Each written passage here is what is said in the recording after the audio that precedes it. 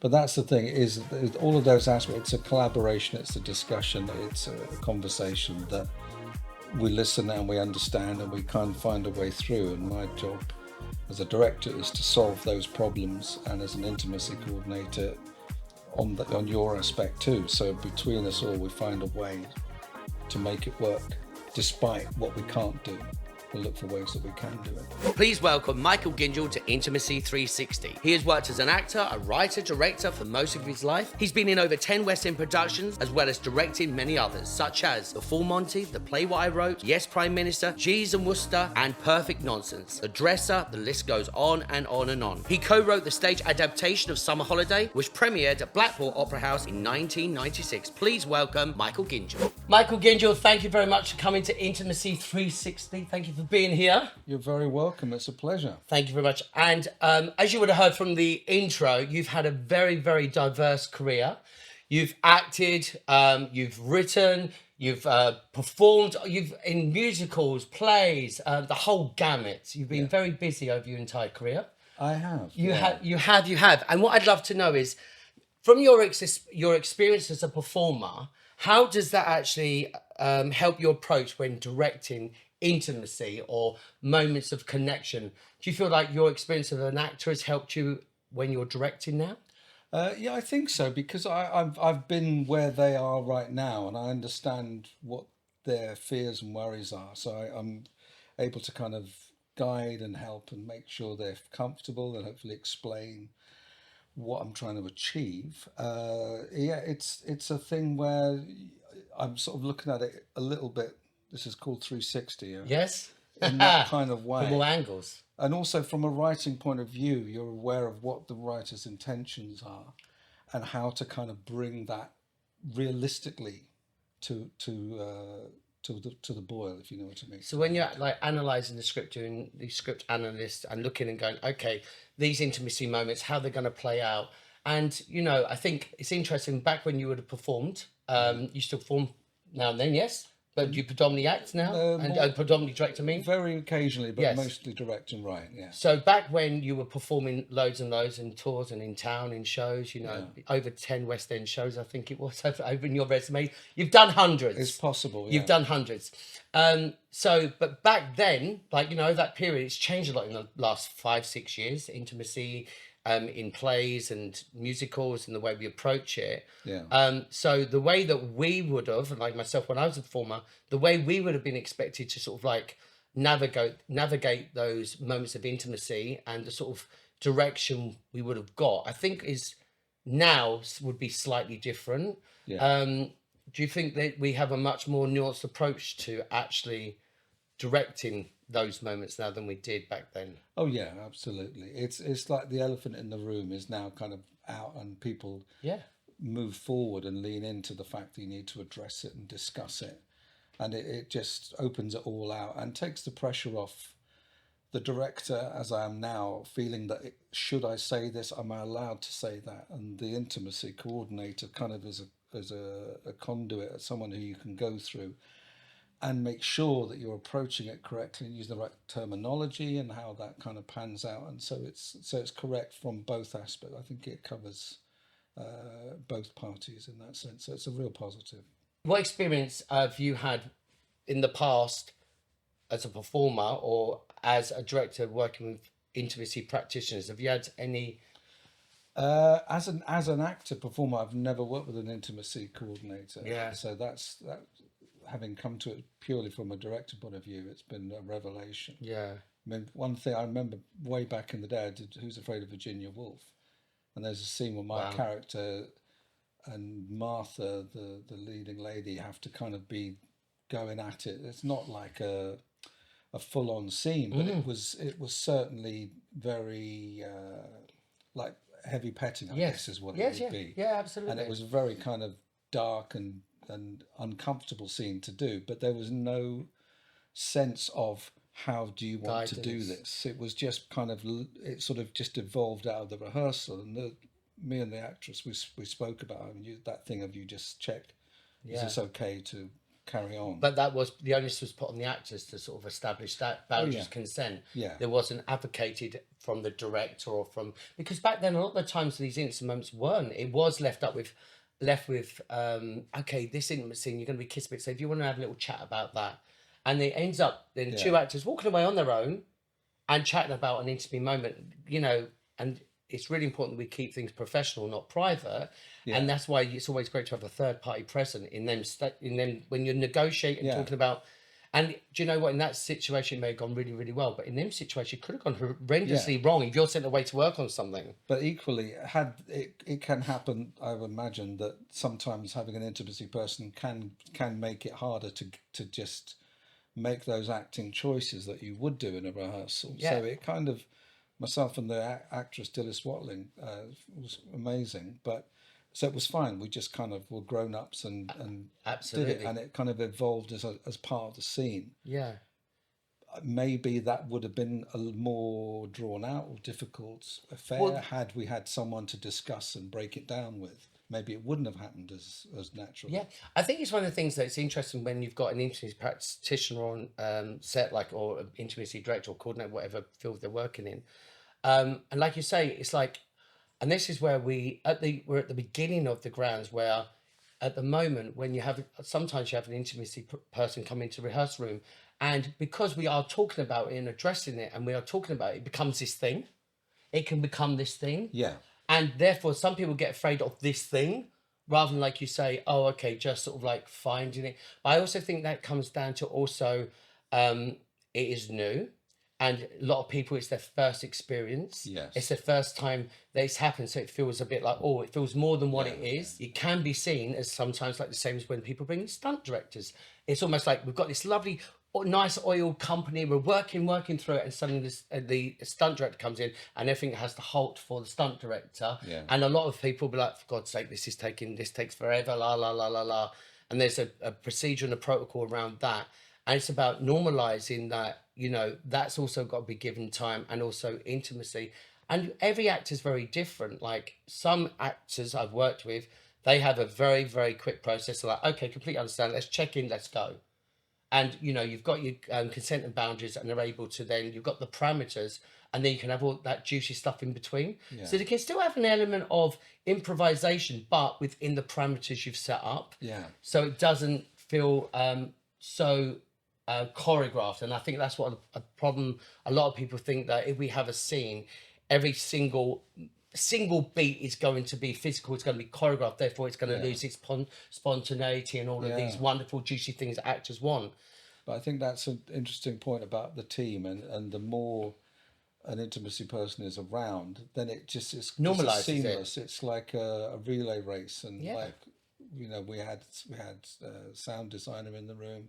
Everyone's around and kind of observing how the rehearsal is going, and then it just kind of hands over in a gradual way, rather than now we do the intimacy call. So that's a vital thing. But the other thing is, because we discussed this earlier about how sometimes it's, if someone is a hugely well-known actor and someone isn't well-known, then it's about the balance of power and allowing the person who doesn't have the confidence to have that voice to say to you, and allow you to kind of rebalance that power and make it an even discussion. Well, that's it. That's a very, very valid point. Yeah, I mean, this is a thing. You will have an actor who is maybe a seasoned actor, very confident, but sometimes they say they're confident because they don't want to actually do the process.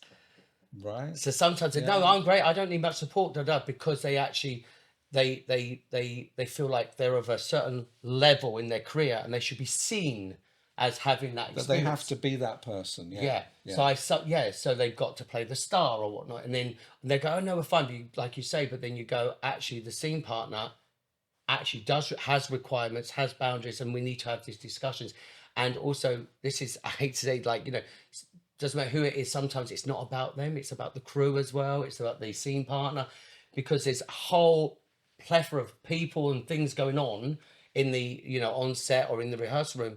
And the intimacy scenes, not just about ensuring that the actors are safe, it's also the crew as well. Crew get always looked over. You know, like you can be on set and you could be doing a really challenging scene, And it's really vital for me to check in with the sound, because they're going to have cans on, listening to some really, really, if it's sexual violence, horrific stuff in their ears for 12 hours. Yeah. So, and, you know, they may not be visually seeing it, but they're hearing it. So we've really got to be aware of all these other departments. And this is the same in theatre as well, you know. Yeah, it's very multifaceted, in that sense. Yeah. And we naturally always just draw to thinking we've got to look after the actors, but what about everybody else, you know, all the other team?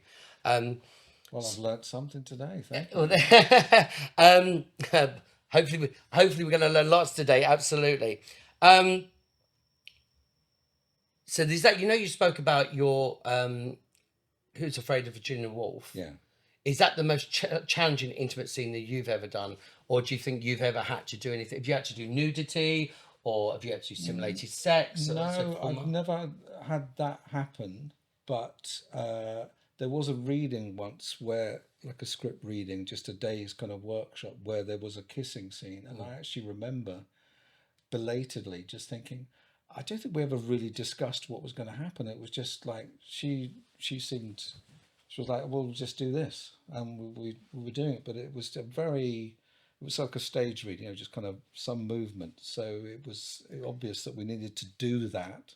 But a conversation prior, just a little bit of check-in and conversation would be nice. It was the version of possibly a thumbs up, and she was it was like, okay, well, here we go, we're doing this. But, and like you say, because also in them situations, the power dynamics can be so off, because you're in a room, you've been auditioned, and you're like, you just feel like you've got to get on it and do it. Yeah. And that can be a bit tricky. But also, it can be so overlooked. I was talking to somebody who's in a West End show at the moment, and the understudy was on.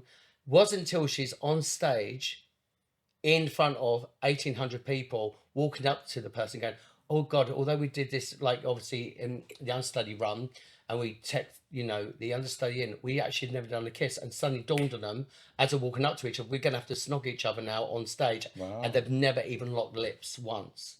Wow. And I mean, that's a huge oversight. Suddenly you go, you're on stage, and the first time you're suddenly go, and she was going, I was walking up to him, she said, we both suddenly had this glint in our eye and thought, oh my God, we've not done this. And they just both went, just, you know, and did what was like, but it can be, but that's that due diligence. That's what we've got to be so careful. Which has changed throughout the industry. That sense of making sure things have been covered from a health and safety point of view. This is it. This is a West End show currently. This is the really? thing. Yeah. Wow. So you know, and that's what makes me go, oh, so we still have some way to go. Yeah.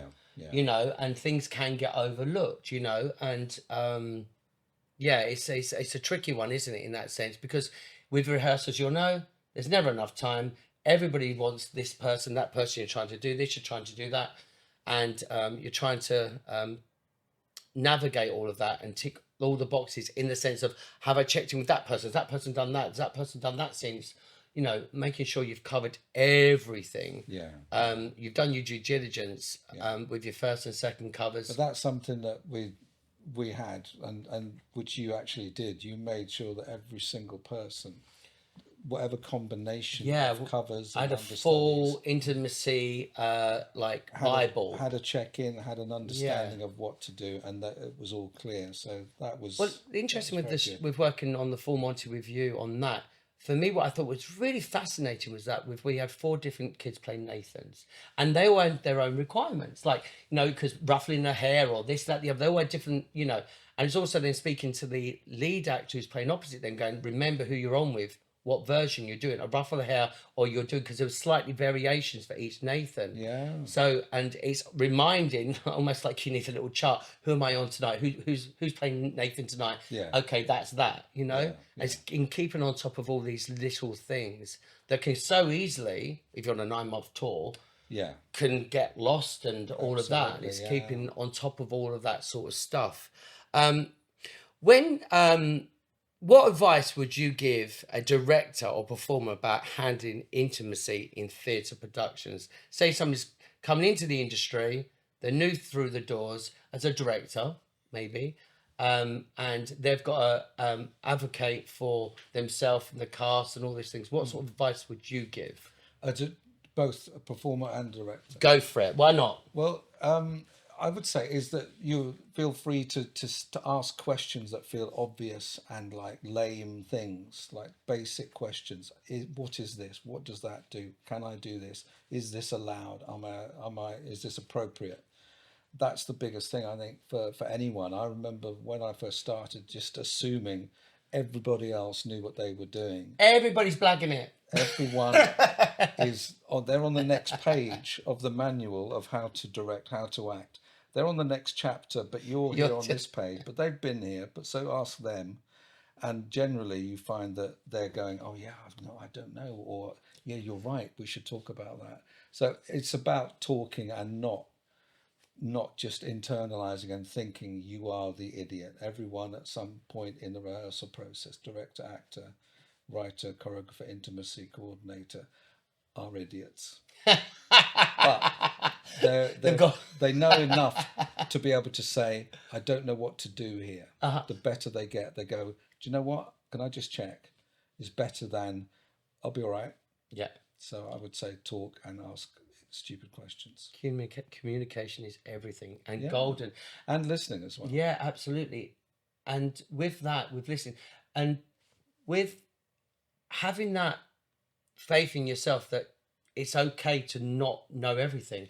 Yeah. And because sometimes if you try and blag it and pretend you do, you can make some really terrible mistakes. Yeah. Better than going, can I just ask this question? And somebody will guide you, and hopefully. But there's one thing as well, which I think is almost impossible to cover in terms of how we're looking at overall safety and permissions and understanding what each other are allowed or not allowed to do, is an audition.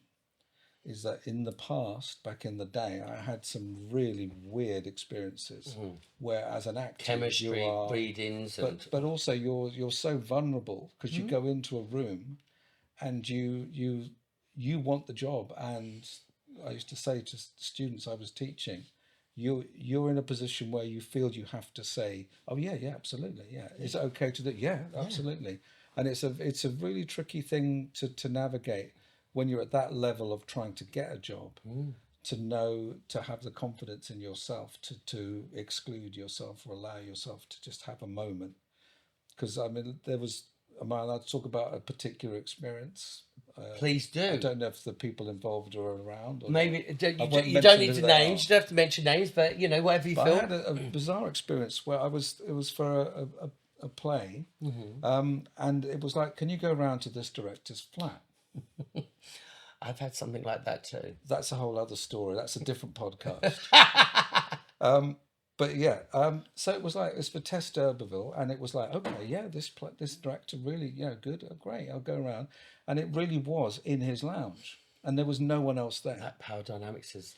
So I'm there like, can I have a job, please? And we're reading this scene, and it was like, I can't remember the characters, so forgive me, it's been a long while. But I know I was like the land gentry and stuff, so high status. And he said, okay, yeah, great, we read it. And he's like, yeah, really nice. So he's reading the part of Tess, and read through it. And he said, do you know what would really help? I think it's an experiment, is just to get a sense of his status and his power. Is if you get on my shoulders. On his shoulders? On his shoulder, in his lounge, just opposite, I won't say okay, where it is. But yeah, and I was like, okay. So I've got a script and I'm on this director's shoulders, and he's like, yeah, it's because I'm like the horse, and it's like you've got this power, and I'm like, okay, because yeah, that's fine. And we read it, and it was like, okay, and well done, yeah, really nice. Do you know what helped you get a sense of what it's like to be dominated by a high status, local landowner? Is if I get on your shoulders. Oh my God. Yeah, okay. Baffled. And again, in that power dynamic where you're just like the person who wants the job, and you say, yeah. So he's on my shoulders and I'm acting, and I'm going, just, you're there, you're committed, it's like you're in sight of the job. Yes. And literally getting the director off my shoulder at the end of the thing.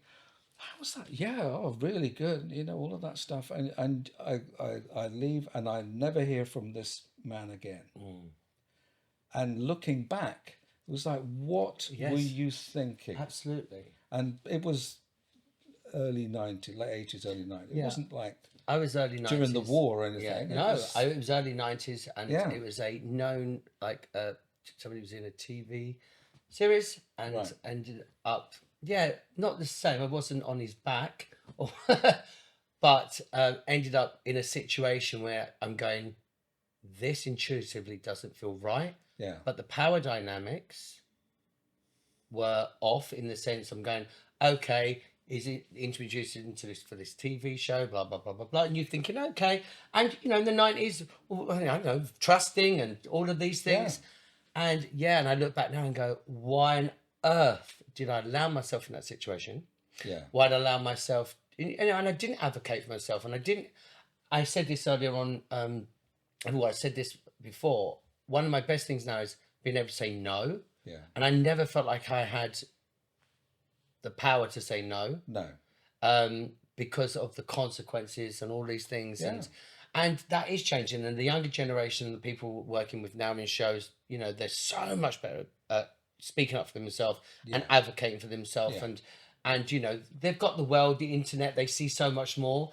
We just saw what was on our doorstep and what you read in, you know, the newspaper. Absolutely. Yeah. So you wasn't as exposed to the things you are now. No. So you may be, I think, the younger, for good or bad, what the internet brings, they have a lot more knowledge at their fingertips. Yes, but it's a question of, because there are people out there that are professionals at finding no's, at finding ways to kind of spot a thing that should be discussed beyond actually the natural kind of flow of things. So that is a more extreme version of that, whereas people are so in touch with looking for something, a problem, or maybe there could be someone in the audience who is this and they might feel this. Yeah.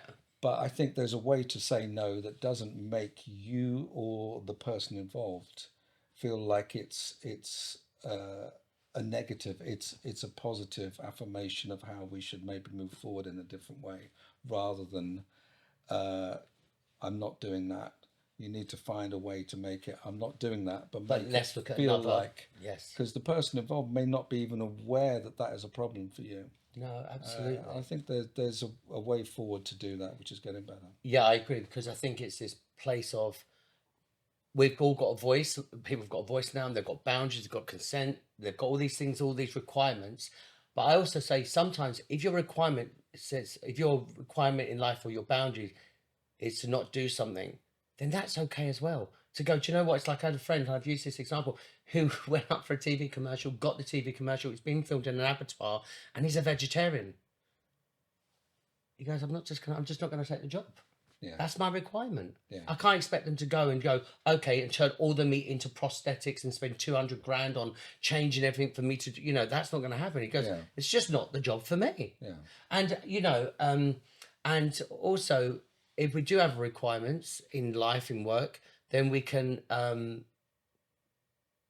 fulfill them, and a lot of the time still manage to do the job effectively if we have open, clear communication. And when you're speaking with directors and choreographers and set designers and costume designers, they usually go, okay, so just go, no. We can go, okay, so if we do this and this, we can still propel the story forward. We can still get the story told, but work within those requirements, and the audience wouldn't know any difference. Yeah, yeah. So we end up with happy actors. We're still, you know, propelling the story forward. It's still storytelling, but, you know, but keeping a happy cast. Because at the end of the day, you know, it's like if you've got a cast story for 9 months, happy cast is half your battle. Yeah, absolutely. All the time. But that's the thing, is all of those aspects. It's a collaboration, it's a discussion, it's a conversation that we listen and we understand and we kind of find a way through. And my job as a director is to solve those problems, and as an intimacy coordinator on your aspect too. So between us all, we find a way to make it work despite what we can't do, we'll look for ways that we can do it. You summed it up beautifully. Oh, no Thank you very much, Michael Gyngell, for coming on to Intimacy 360, looking at intimacy from every angle. A pleasure. Thank you so much. You're welcome. Cheers, love. Hey, lovely people. Make sure you subscribe and like and press that notification bell to keep up to date with all future episodes.